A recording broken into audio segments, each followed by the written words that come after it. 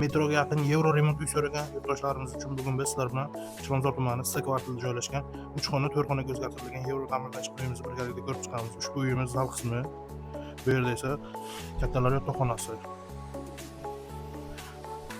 Uyimizning umumiy maydoni 65 metr kvadratdan iborat. Bu yerda esa ovqatlanish uchun joylar qo'yilgan. Bu yer oshxonamiz o'rni bolalar xonasiga o'zgartirilgan. Oshxonamizda esa balkon qismiga ko'chirilgan. Balkonimiz razmeri 1,5 ga 3. Barcha kerakli jihozlar bilan ta'minlangan uyimiz. Ta'mirdan so'ng hali hech kim yashamagan. Ushbu uyimiz 5 qavatli binoning 3-qavatida joylashgan. Bu yerda bolalar xonasi, kattalar yotoqxonasi sifatida ham foydalansalaring bo'ladi. Uyimiz ta'mirdan chiqqan. Bu yerda gilam eshigidan kirib kelish, proxoja qismi, elektrik qismlari barchasi qilingan, Wi-Fi'largacha o'rnatib qo'yilgan. Bu yerda sanuzellar, bazeni.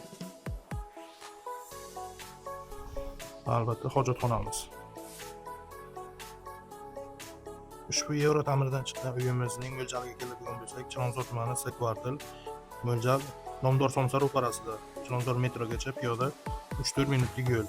Ushbu uyimiz uchun egalari 97.560 dollar so'rashmoqda. Sunnatga ozgina o'tib beriladi. Kimgadir qiziq bo'lsa, tavsiyalardagi raqamlarga qo'ng'iroq qilishingiz mumkin.